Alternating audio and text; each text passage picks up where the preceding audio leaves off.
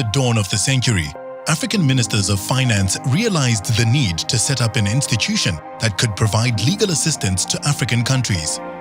In response, hosted by the African Development Bank, the African Legal Support Facility was established in 2008.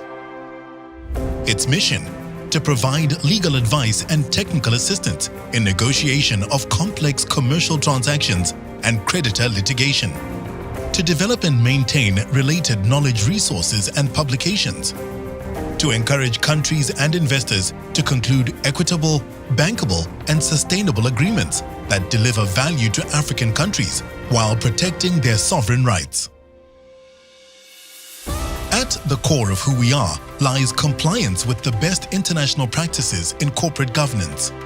The Director and Chief Executive Officer reports to the Management Board, appointed by the Governing Council, which is the supreme body of the ALSF. In its first decade of existence, the ALSF approved over $100 million for almost 300 operations in more than 50 countries. On average, demand for its services has increased by 35% each year. Today, the ALSF has 60 members and remains by definition open to all African countries. The growing membership, the increasing and widespread demand for its services, and the recent endorsement to extend the facility's initially foreseen lifetime manifest the rising importance of its support. They have achieved their missions with dignity and poise, the credibility that they bring into the whole system. I think no one will ever doubt the continuity of LSF. I am 100% sure that both partnership and development-wise, in terms of now the benefits, as well as the negotiating good contracts in a mutual way, is concerned, this facility is the best thing that Africa ever had. The involvement of the ALSF has become synonymous with high-quality transactions, objectivity, propriety, and inclusiveness that engender trust and promote social cohesion and development. The achievements resulting from facilities' interventions include savings and revenues for governments, increase of private sector investment, 50% litigation cases won against vulture funds, which before won nearly all cases against African countries. 57 contract negotiations that achieved greater benefits for host countries.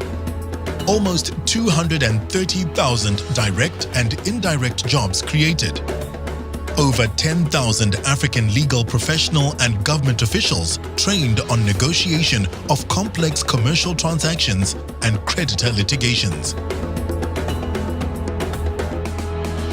The Nachtigal Hydro Dam in Cameroon and the Tiaba Ndiaye wind farm in Senegal, two power projects supported by the ALSF, were recognized respectively as African Power Sector and Wind African Transactions of the Year by the 2018 IJ Global Awards. Combined, they represent an increase of 570 megawatts in generation capacity of clean, reliable power at competitive tariffs to support industrial expansion, job creation, and economic growth, especially for local communities. But the history of ALSF's first 10 years is told by many more stories of success. Assisting the Somali government in the negotiations with Paris Club creditors that resulted in Somalia receiving $1.4 billion debt relief, approximately 67% of the country's Paris Club debt.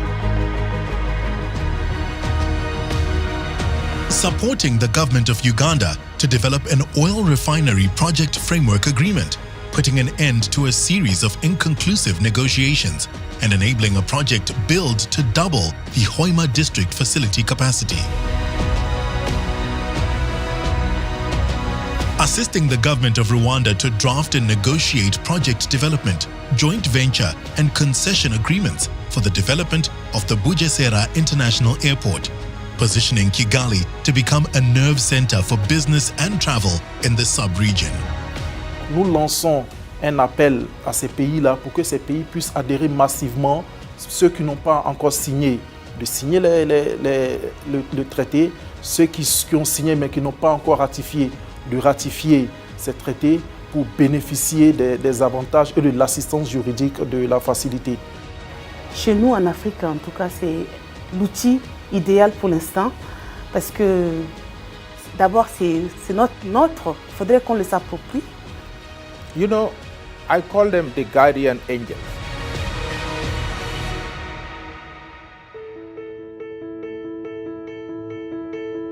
Looking ahead, the ALSF will play a vital role to ensure the recovery efforts from the effects of COVID-19. The facility will continue to move fast to provide flexible responses aimed at reducing the severe economic and social impact of the pandemic, and to walk side by side with African governments and organizations as they develop post-COVID mitigation and recovery strategies. The facility now looks towards the future. We start preparing a new medium-term strategy for the next phase, and we are looking at building on the successes of the facility. The sustainable, fair, developed Africa we aim for lies ahead of us. Future is in the making.